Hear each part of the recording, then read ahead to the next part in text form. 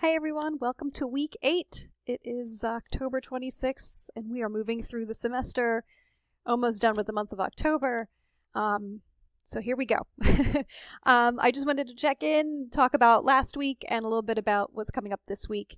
So I'm still working on grading the summaries that you wrote of Alfie Kohn's essay from degrading to degrading. I will get those done in the next couple days. I'm also still working through the assignment last week where you had to upload, not upload, but you had to write a summary of a source, an outside source that you're going to use in essay 2, and you had to include the citation. So I'm working through those as well.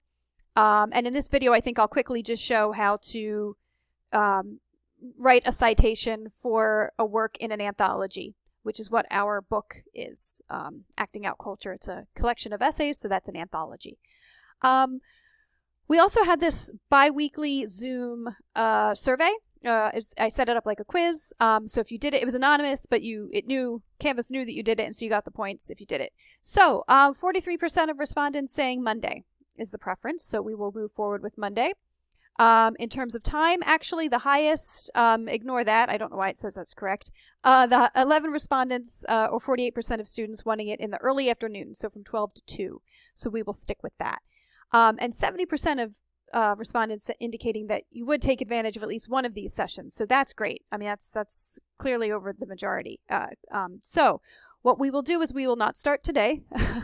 We'll start next week in the morning. And I will send out an announcement and a link, and it'll just be a 30-minute Zoom. We'll have it every other Monday. If you can make it, great. Come with questions, come with concerns, come with ideas, and it'll be a nice way for a number of us to all share the same space, if even it's virtual. Okay, so I wanted to talk about that. Yes, regarding the citation. So again, I haven't looked at the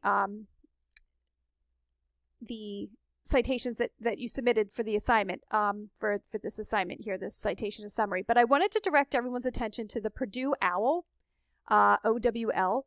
So you can sort of just Google, and I think I linked to this in an earlier module. But the online writing lab, or the OWL, at Purdue University is the go-to source for all things documentation.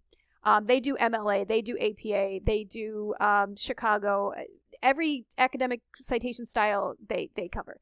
So we are working in MLA, and I just wanted to show you and walk through, and I might post another video later in the week.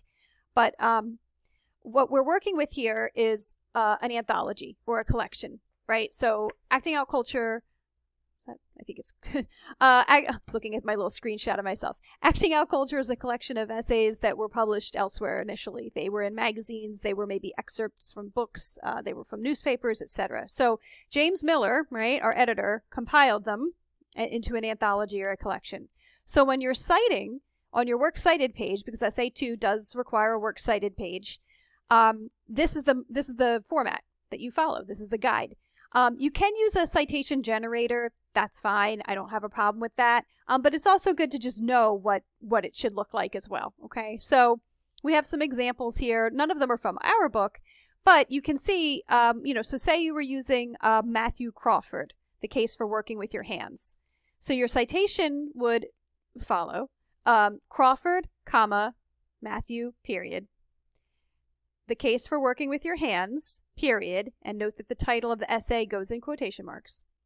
The title of the collection, that's the title of the book, Acting Out Culture, and notice that that is in italics, followed by a comma, edited by, and then the editor's name, James Miller, comma, the publisher, Bedford St. Martin's, comma, the year, I believe is 2017? 2018, comma, and then the page range of entry. So see down here how they do PP, period, and then, so whatever pages Matthew Crawford's essay was on, 130 to 142, something like that, period. So that is the citations format for the essay from the book that you chose. If you chose Crawford, great. I just kind of said it out loud, but you can follow how whichever, Mike Rose, Linda Torado, Mac McClellan, Catherine Rampel, whoever you chose, that's the way that you would cite that. Now, as for those outside sources that you find, whether you're working with a librarian or you're working on your own, they're going to be different, right? It depends on what they are. I'm guessing most people are probably pulling from periodicals, not books. Okay? And again, here's a citation generator, a citation machine, however you want to call it. And you're welcome to, you would select that you were, using a journal article.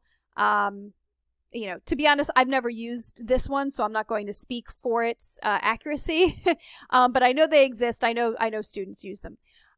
So if it's an article in a magazine, right, it simply put the author, period, the title of the article in quotes, the name of the periodical. So if it was like Time magazine, Time, Mother Jones, the day, the month, the year, comma, the pages, period.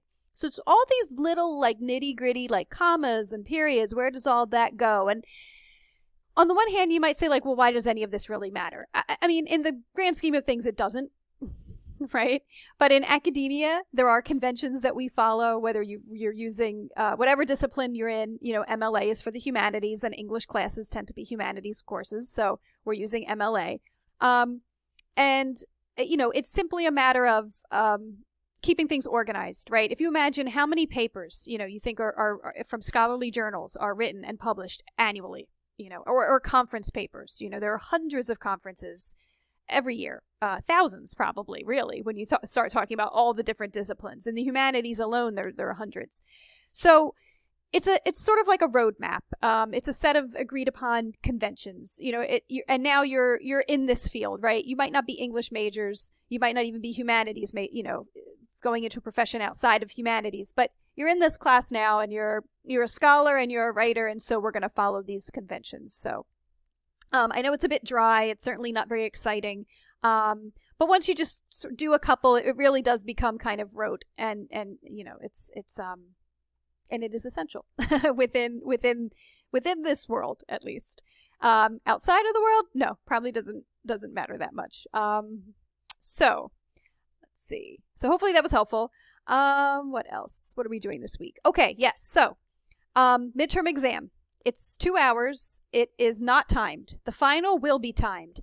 This is just like you're on your honor. Okay, so technically you could open it up, you could look at it, you could work on it, you could close it, you could go back the next day, you could spend more than 2 hours. I really urge you to try to find a 2-hour time block to sit down, open it up, and do it all in one sitting. The final exam will be timed. You're only going to have 2 hours. From the time you open it to complete it. And when it closes and it won't reopen. So this is good practice, okay? The prompt is here. Let me know if you have questions. And the other big piece of work, this is just from the UNC at Chapel Hill, a checklist, when you're something to go through before you submit a final draft. Which you'll be doing on Sunday. You'll be submitting a final draft of Essay 2, right? So it's due Sunday, November 1st. It does require the 3 sources, the primary source being one of the essays from our book, the other 2 sources that you find on your own or with the help of our librarian. 4 to 5 pages, right? So a full 4 pages, not counting the works cited page, right? So you can't do 3 pages and then page number 4 is your works cited page. It's 4 pages of written text minimum and then a works cited page. Please follow the typed double space Times New Roman 12-point font requirement. I've talked to some people about the assignment. I think everyone's pretty clear what you're doing. If you have questions, let me know. Today, and I think I mentioned this, I kind of adjusted some of the categories in terms of the criteria such that, someone could, be basically a 75 or a C in the satisfactory range. 80 or 85, I think would give you a B range, and then exemplary would be an A range. Needs improvement would be a D range, and no evidence would be an F, which no one in this class is anywhere near that. In fact, no one's really even in a D category. I think everyone averages out, some things might need improvement, but for the most part, everyone's averaging out to C or higher, which is great.